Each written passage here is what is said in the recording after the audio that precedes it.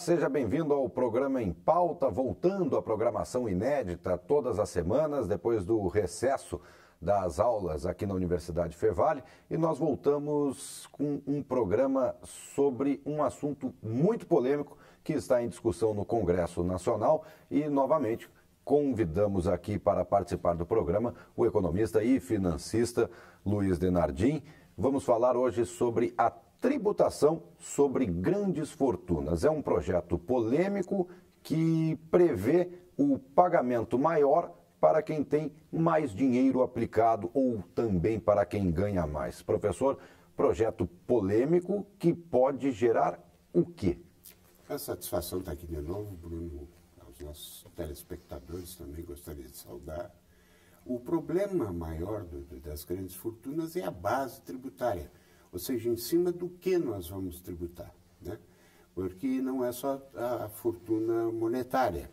A fortuna tem duas componentes, uma econômica, que são os bens, e a outra financeira, que é o dinheiro que a pessoa conseguiu ao longo da vida, e foi amealhando.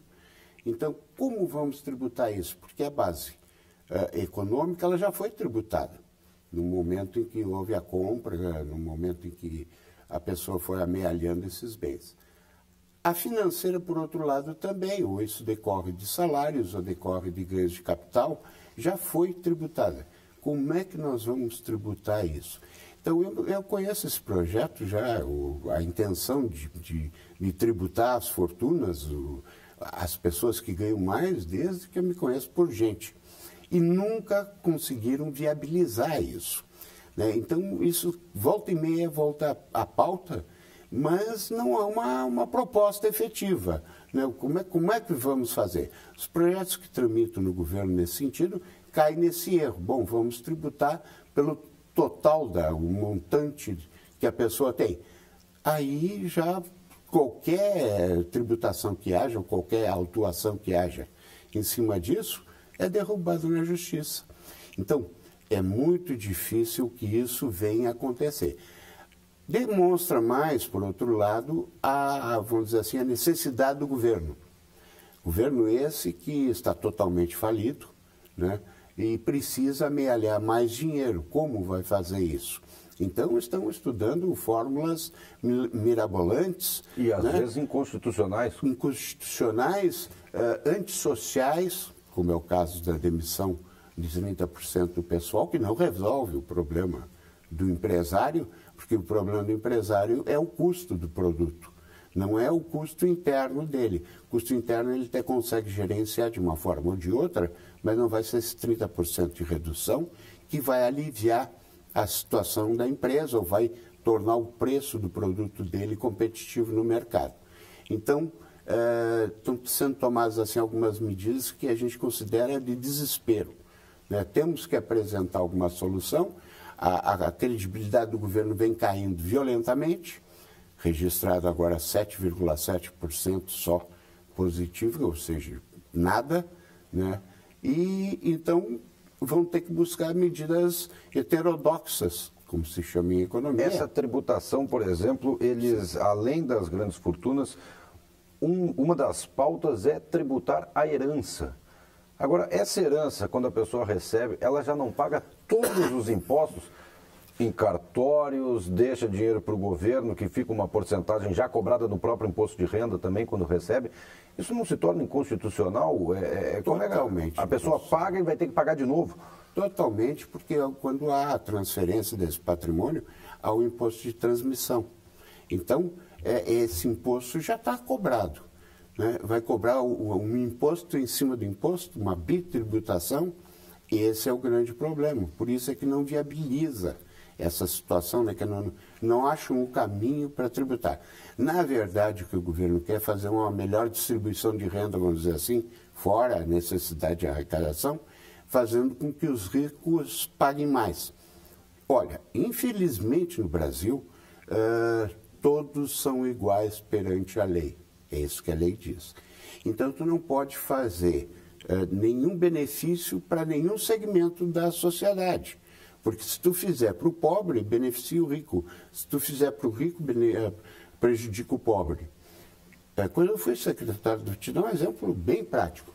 eu fui secretário da Fazenda do município, eu tentei isentar as pessoas mais pobres, ou que tivessem até um salário mínimo, do IPTU.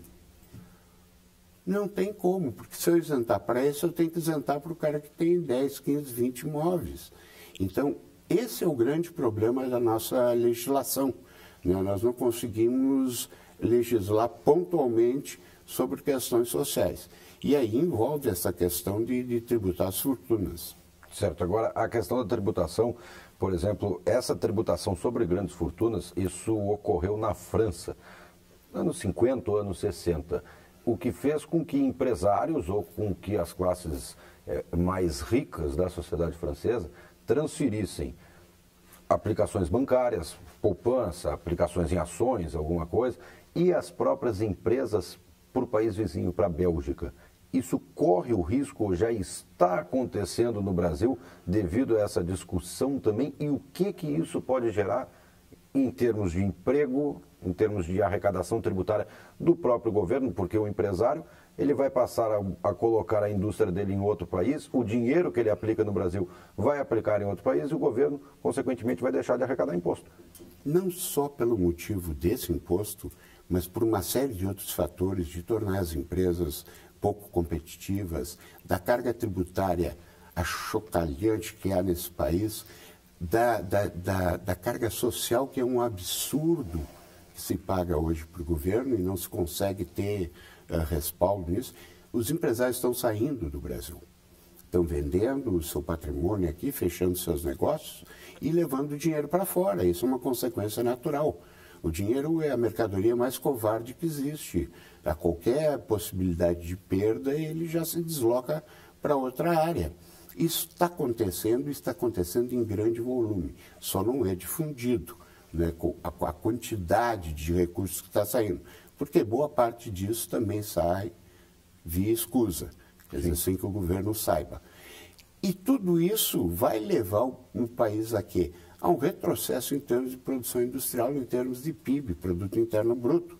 Né? Nosso crescimento vai diminuir, esse ano já vai dar os primeiros sinais, e isso é um processo continuado, porque restabelecer um emprego é uma das coisas mais difíceis e demoradas. Por quê? Porque tem que implantar toda uma fábrica, fazer todo um projeto novo para que isso depois venha a começar a ser competitivo e a produzir efetivamente, gerar emprego. Né?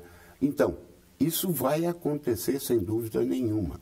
Os recursos vão sair daqui, o que ficar aqui e for tributado cada vez vai se desgostar mais com a situação, então é uma tendência de liquidez muito grande, principalmente no mercado imobiliário, né? Se isso efetivamente se concretizar, os grandes proprietários vão se desfazer dos bens. Por quê? Porque se ele tiver o dinheiro na mão, ele pode fazer negócios muito melhores. Né? Então, é uma medida preocupante essa, eu acho que isso não vai se criar, porque eu já ouço falar há tanto tempo, né?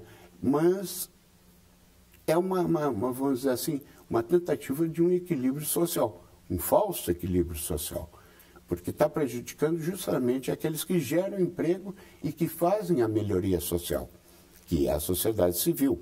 Né? O governo ele faz o seu assistencialismo, e esse assistencialismo está limitado a determinadas faixas, a determinados processos que ele estabelece, de acordo com a sua vontade, diga-se de passagem, muito no campo político. Então, esses aspectos todos têm que ser considerados. O Congresso que vai decidir sobre a aprovação ou não desse tipo de projeto tem que ter isso em mente, né? Não é só verificar, não, vamos tirar dos ricos, a política Robin Hood, tira dos ricos para dar para os pobres. Não é isso. Isso não vai acontecer efetivamente. Vai tirar dos ricos para levar para um mais rico que é o governo, que está quebrado. Né? Só porque ele está quebrado, ele está precisando de dinheiro. Então, na França, isso não deu certo. Não deu certo, foi um fator que eles tiveram que revisar. Estados Unidos também é outro problema. Ele tem, mas é um imposto disfarçado que o governo aumenta de acordo com as suas necessidades também, né, mas que não impacta na renda das pessoas, é 2%, Quer dizer, uma coisa, e é único, né? Não é continuado. Porque se tu fizer um imposto continuado, daqui a pouco tu delapida todo o patrimônio da pessoa, né? É outro fator. Então, é um problema que está em voga agora, no momento, muito preocupante. Quer dizer, a sociedade tem que discutir, não são os ricos que têm só que discutir. Os pobres também. Vem cá, mas isso vai nos beneficiar?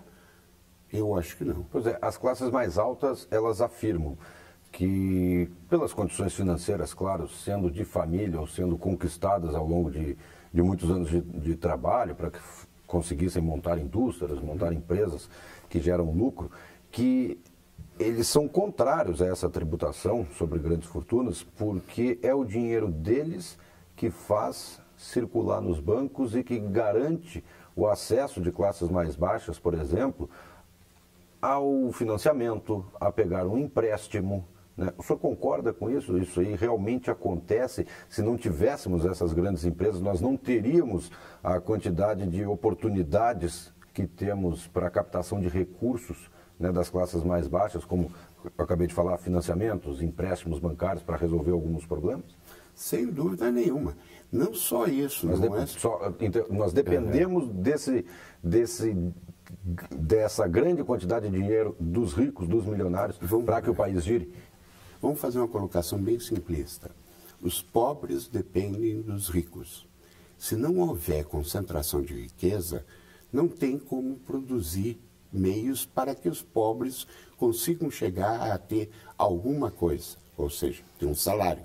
Se os ricos não investirem em indústrias, em serviços, em agricultura, não vai ter emprego para o pobre. Então, nós dependemos diretamente da concentração de capital. O próprio Delfim Neto dizia isso, né, que nós temos que preservar os ricos para que os pobres possam melhorar de vida. Isso é uma regra, uma equação simples, uma regra simples em economia. Então, se não houver concentração de riqueza, que se chama poupança, né, e essa poupança não for efetivada em termos de geração de emprego, o pobre vai tirar dinheiro de onde? Só assaltando. E aí está o nível de violência aumentando assustadoramente, né, em todas as cidades do Brasil. Por quê? Porque está faltando emprego. Foram dilapidados só no mês passado 317 mil empregos. Nós temos uma população hoje beirando os 4 milhões de desempregados.